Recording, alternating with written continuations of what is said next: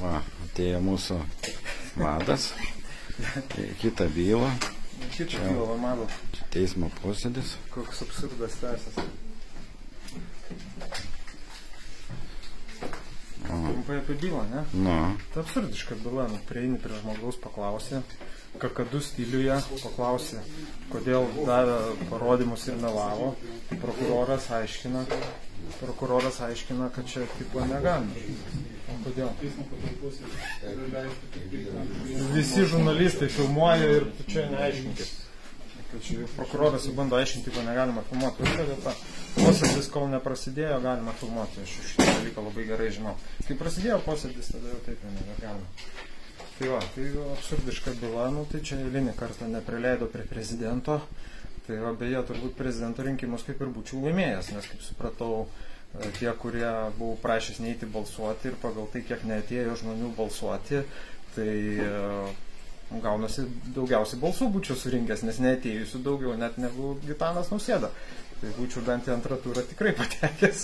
Tai va, tai čia tiek žinių. Šiaip, absurdas toliau tęsiasi. Šitas daugybė man liudytojų yra paliudę riaušės bylos metu ir pasakė, kad matė tiek šitą pareigūną, tiek Justino Rainį, mėtant akmenys ir dar tą vakarą priėjo, pasakė, jie tą kategoriškai neigia, prokuroras kaltina kitką. O dabar dar kaip einu paklausė, kad kodėl meluoja, dar man pačiam bylą kelia. Tai ką čia panašu, tai akivaizdu, kad prokuratūra labai serga ir reikia labai ją gydyti. Bet aišku, jeigu Nausėda dabar taps prezidentu, tai jis čia nieko čia ir jis nebeišgydys, nieko čia daugiau nepadarys. Tai va, tai tiek tokių. O dar skaitėm žiniasklaidoje, kad tau yra labai daug šitų administracinių tų nuobaudų, kaip ten jos atsirado pas tavai, iš kur ten jų? Tai gal aš senų laikų kažkada tai turiu. Tai net nežinau, kas tas yra labai daug ir apie kokius čia kalbama tos administracinius nusižengimus. Negaliu pasakyti. Čia išeina taip, kad rado žmogų prie ko prisikabinti ir dabar neduoda ramybės jam iš senų laikų, iš viso kito.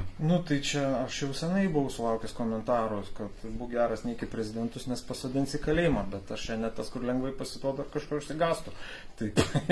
O trumpai dabar kaip esi, kaip ten tu laikais, kaip ten tavo visa kita? Nieko, tai viskas gerai, tai mane kaip ir nuo pirmos minutės buvo izoliavę, taip ir esu izoliuotas.